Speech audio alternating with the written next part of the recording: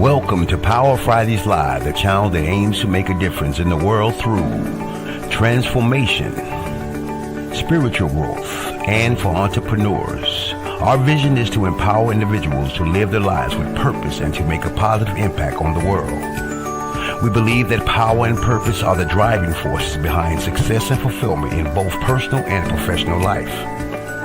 Through our broadcast, we discuss business strategies and techniques that can help entrepreneurs achieve their goals and take their business to the next level. We believe that through sharing knowledge and experience, we can empower each other to succeed and make a difference in the world. Now here's our host, Janelle Pulley.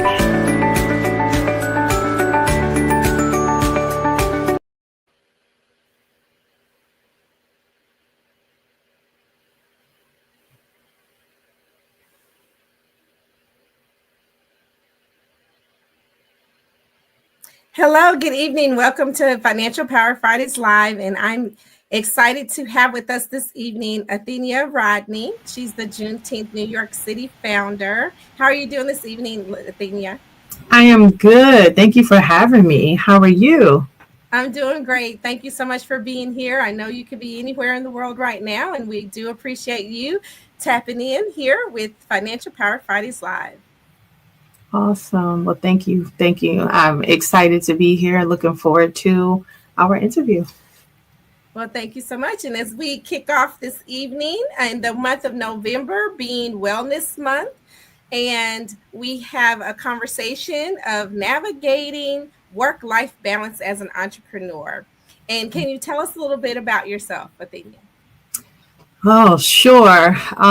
So people always say, well, should I say my husband, my friends are like, I don't know what you do. I just know you're always busy. But I am a marketing maverick, what I consider, who started off in event planning world, and that event planning has caused me to drive myself into other spaces. So I started off with Emoji Events as an event planner, orchestrating events all over the New York City area. And then one of the events that we were putting on is our Juneteenth event. And so we were doing this well over 15 years before it became a national holiday. And when it did become a national holiday is when we made it its own nonprofit and its own entity. So I have been doing that and supporting businesses that come to us, whether it be vendors, models, designers, or performers, by helping them to expand their business, and I do coaching for them. Okay, great. You have a vast background and foundation for helping others. So Indeed. Thank you so much for that and sharing, because I know that there's a lot that goes into event planning and a lot goes on behind the scenes. And so who inspired you to develop your event planning practice?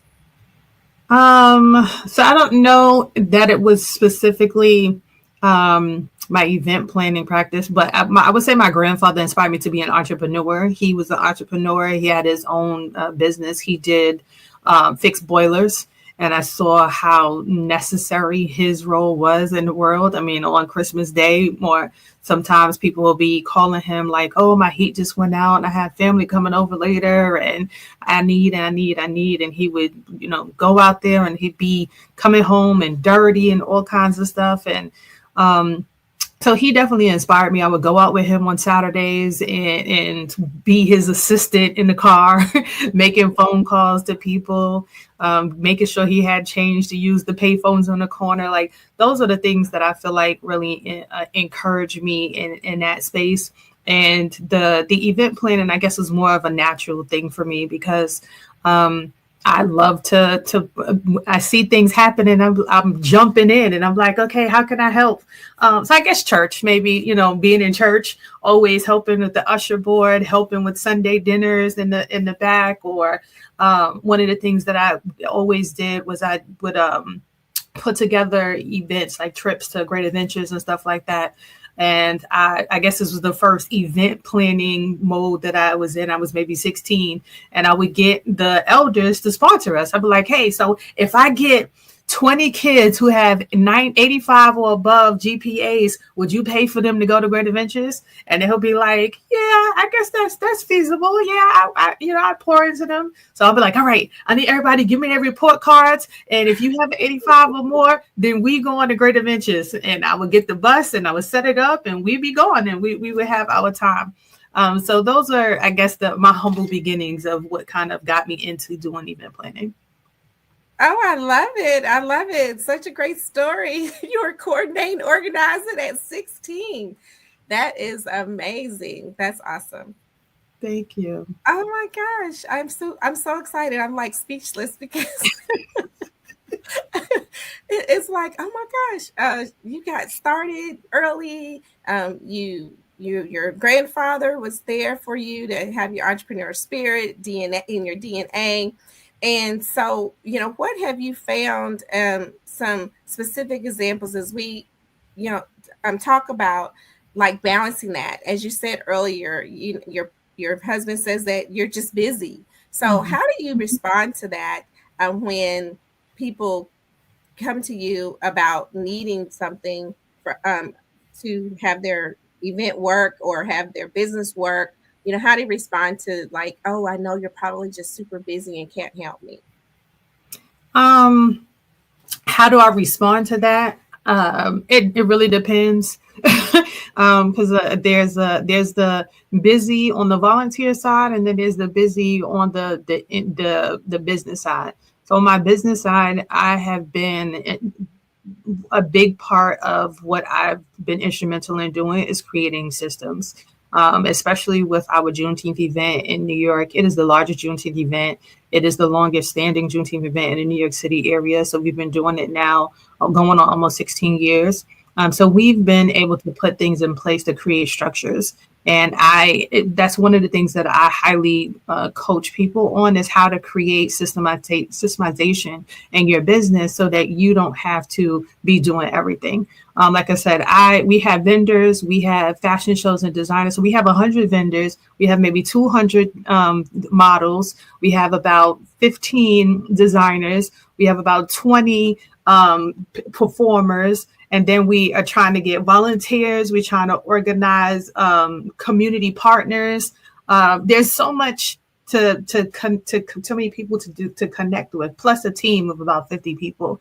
There's no way that one person can do all of those things if there were not systems put in place. And building your team out, working with people who have the same vision as you, creating a vision, like that is the biggest and the number one. Whenever I speak to someone, their biggest challenge is they don't have a vision, or their vision is in their head. They have the vision just for themselves. They haven't shared that vision to others. And my conversation with them is, how can you expect somebody to support your vision if you haven't shared it? How can you expect someone to believe in what you want them to believe in if there's no remnants of it? You haven't put it out on social media. You haven't, you don't speak it. You don't live it daily. Like that has to be a part of your mantra of who you are in order for someone to say, oh, yes, that's what I want to do.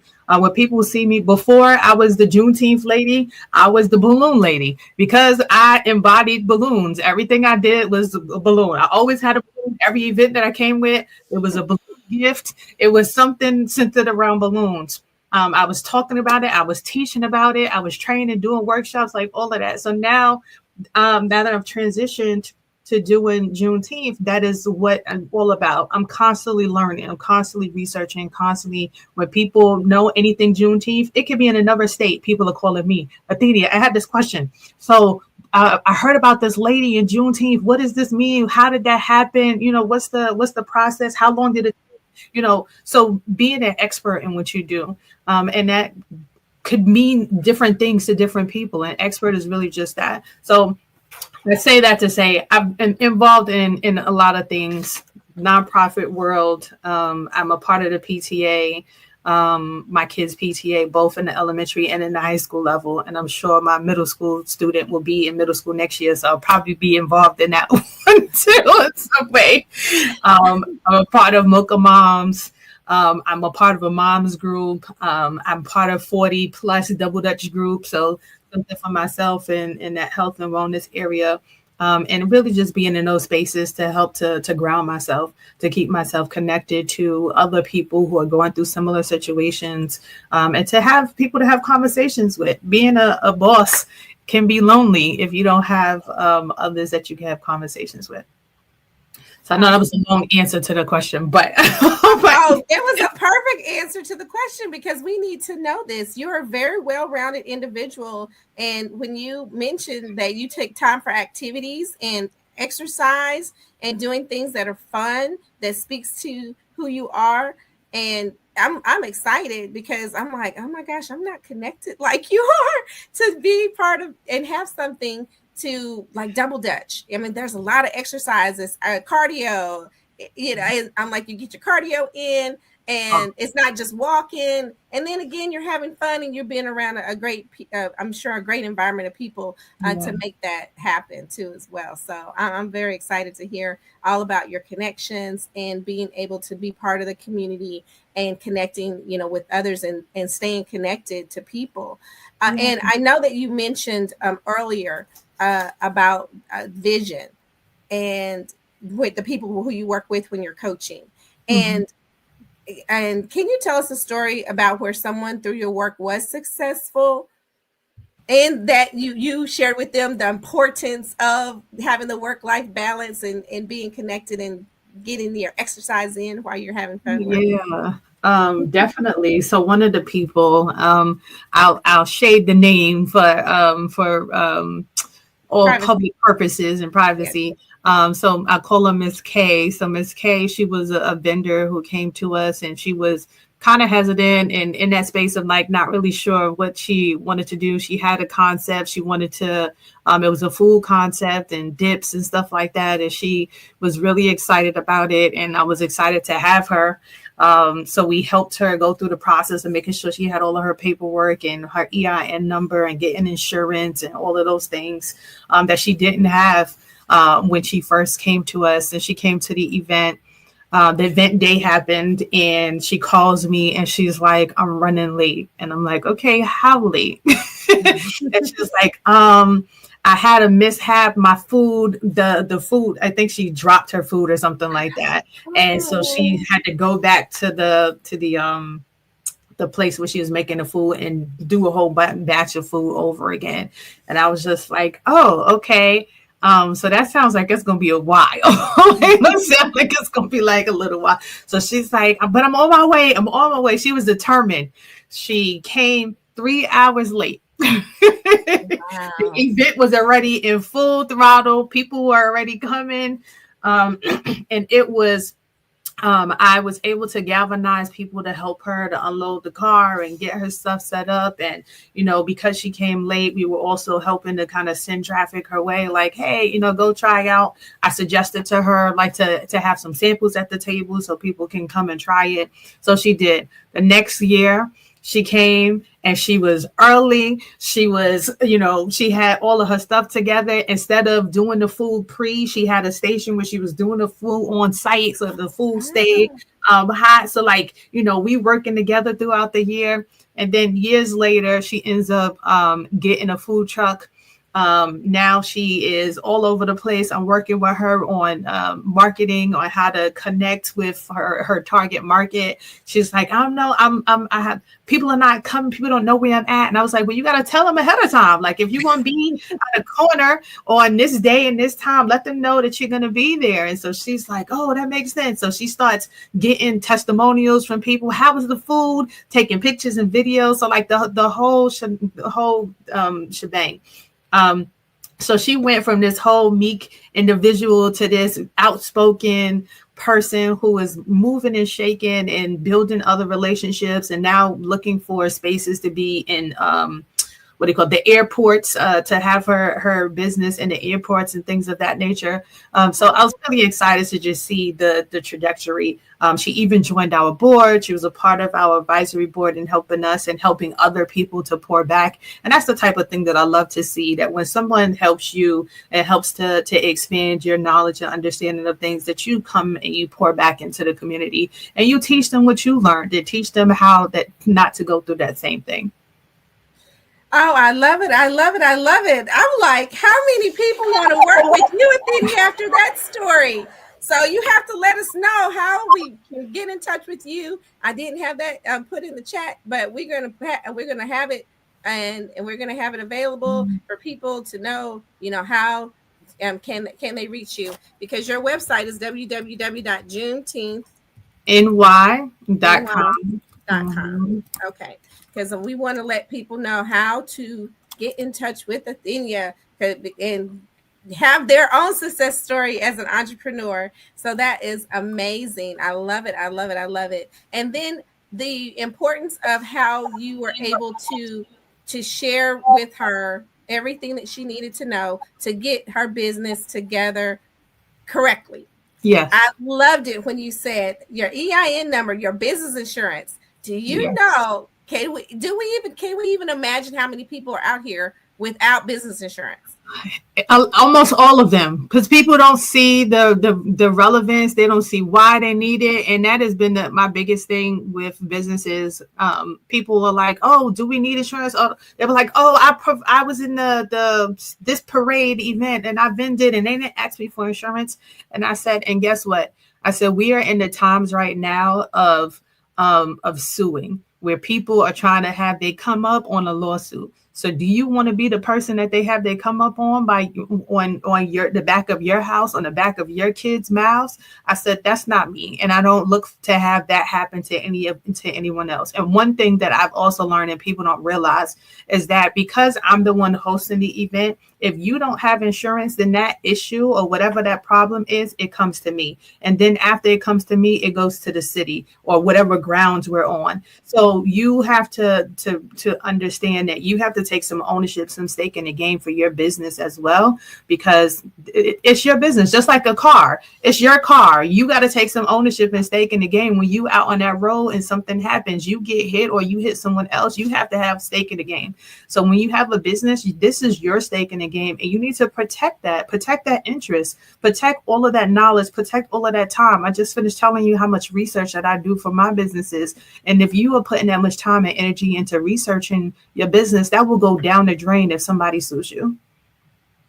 You heard it here today on Financial Power Fridays Live, people, and all of my entrepreneurs out there. And those of you who listen to the replay later, please do share this broadcast with your favorite person who you know is an entrepreneur or just starting out in their entrepreneurship, and let them know the importance of business insurance. And of course, I'm your girl who can let you know about the opportunity for how much it is and all that good stuff. So you can, shameless plug there, check with me. I can get you taken care of. Yes, ma'am. And I love your hoodie. And you got to like sit back and like show us the Juneteenth hoodie. So merch. That is another opportunity, for everyone to grow their businesses through merchandise. Most definitely. Branding is the key to your business. Yes. And in sharing about everything regarding the vision, regarding being an expert, and, regarding having your business set up correctly, when it comes to work-life balance, how can you share a story about a time where you struggled possibly to maintain a balance in your life as an entrepreneur? Oh, yep, that was before I was letting go the reins. So when I like I said, my first business was Emoji Events, which is a balloon and event planning business. That business it was during the week, right? So during the weekend. So every weekend, every Saturday and Sunday, pretty much my weekends were busy. I had 3 kids at the time, and I'm like, I don't get to do anything with them. I don't get to take them to activities my husband is working all the time. So you might as well say I'm a solo parent. And I wasn't able to be invested with my children the way I wanted to. My friends, with my next door neighbor, my mother, my brothers, like everybody was spending more time with my kids than me. And I was like, this has got to change. I can't continue to do this. And in my mind, I was like, what do I need to do to make this happen? And I prayed about it.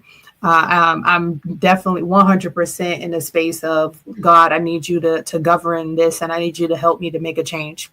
And funny enough, maybe the week later, I'm called to do an event in Vermont. So my husband DJs, and so I manage his business. So he has a gig in Vermont, 6 hours away, that we have to DJ for. And I have this major event, well, 2 events that was happening in New York City that we had to do. Now I have a team of individuals who I work with, who come with me to do all of my events, who will drive and et cetera, et cetera. And so they're like, we got this. We could take on the event. Don't worry about it. So I'm like, okay. So I'm at the event. I'm texting them. I'm like, well, make sure when you get there, text me. Let me know that y'all arrived. Like, take pictures. I want to see the place. Like, call me. Have me on FaceTime. Doing all of this. They was like, Athenia, if you don't leave us alone so we can work. And I was like, okay, fine. Just take take lots of pictures. Take some videos. Let me. It was like, bye. Hung the phone on me. We did the event in Vermont. We came home. We kind of debriefed about how everything went, and the customer was like telling me how amazing my team was and how great of a job they did, and this was so great. And I was just like, really? They did a good job? So you mean I don't have to be there for them to be able to do what they got to do? And from then on, I started sending them on jobs. I mean, I would be home and I'll be twiddling my thumbs and I'll be like, all right, y'all sure you're going to be okay without me? Y'all sure you're They're like, I got it. We got it. We did that event. No problem. You got this one too. And that's where I started to kind of let go the reins and put in more things in place to teach and to train. So figuring out, and that was when I was saying, having that vision and mission. If I don't have a vision and mission that I'm expressing to everyone else who's on my team, my staff and stuff like that, so that they can carry it out. For me, it was customer service. Everyone needs to have 5-star customer service. We have over 450 5-star reviews on our page. And I would say, and I want to keep it that way. And I've had touch points with each of them. And I need you to be that and create a moment, a memorable moment for them to also have a touch point with you. And so that is something that not only did I carry, it's part of me. So now that's into my Juneteenth event. And now that it's a nonprofit event, we're still, people are like, oh, this event was so well organized. And I had, just to hear those tidbits, those points, those touch points, and lets me know that I'm continuing to do what I want. And that message is being passed through my team as well.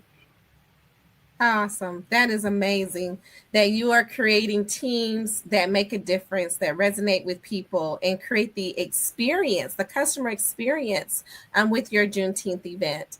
And I know that we're coming to a close, but you shared with me about Juneteenth and how it got started. And I was so amazed at the story.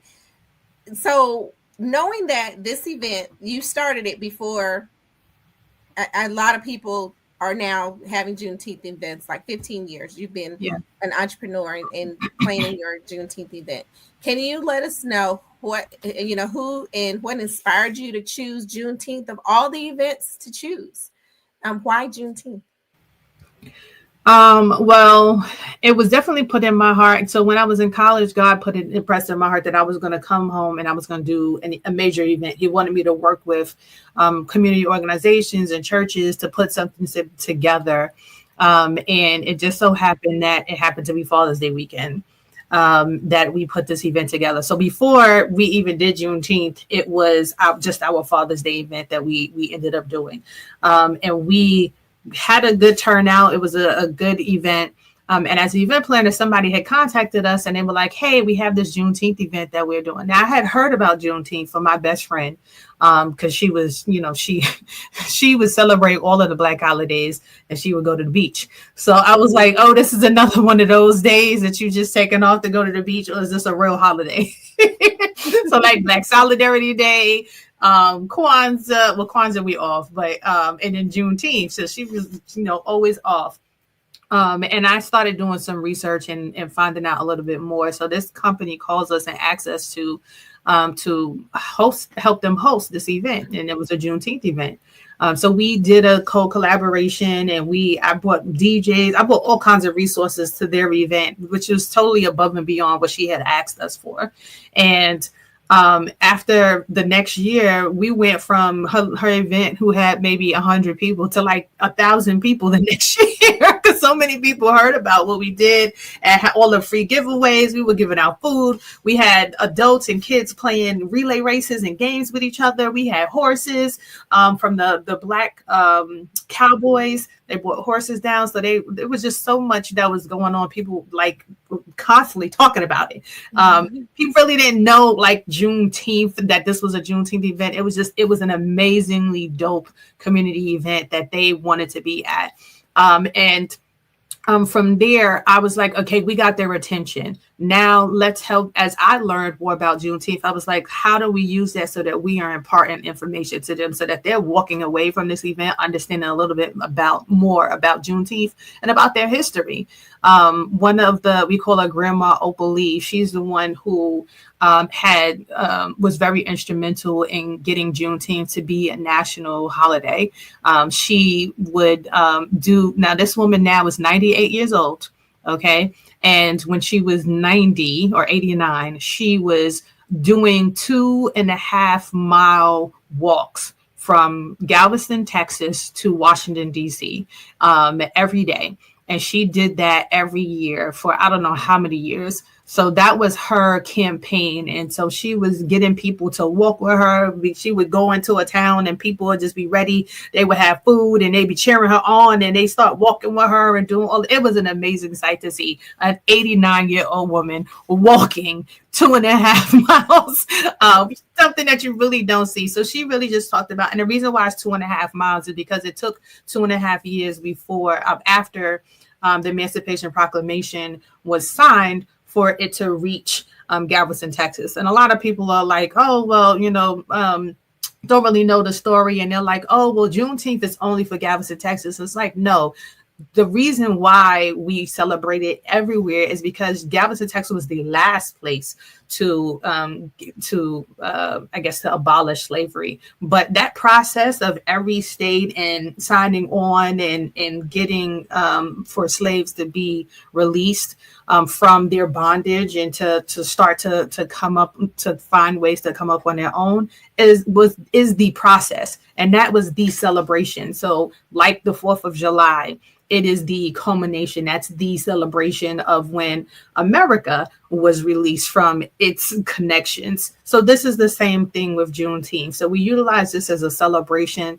I utilize it in my space as not just a celebration, but also a space of education, because there's so much that we don't know about our history because it is not taught to us. And the only thing that is taught to us about our history is the enslavement part. And there's so many other pieces, so many other parts to that. Even just the story of understanding Juneteenth and how we just celebrated Veterans Day this month, and how that became, those were veterans. They were Black soldiers who were not getting equal pay. They were not getting any of the same benefits of the other military people who were a part of it. But they knew, or they felt, that once they enacted themselves, that they were going to get some kind of freedom, that they were going to help others to be free, and they did. And that was them. Imagine being in Galveston, Texas, and a couple of 1,000 people in these army fatigues with guns start walking down your block, start walking down the street in the town.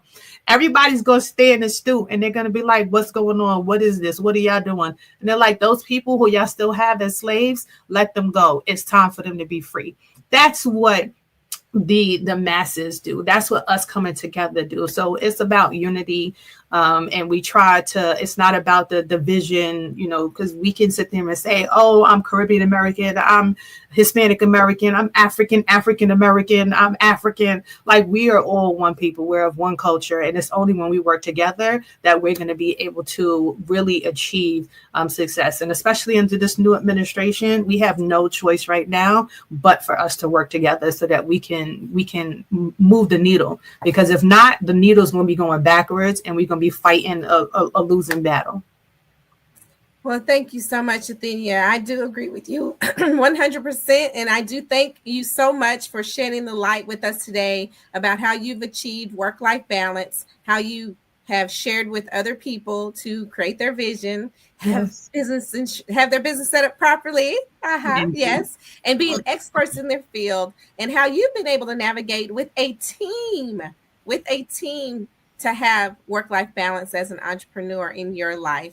And the history that you've shared today, I so appreciate it very much, because there are some people who will hear this in the video and or on audio in the future,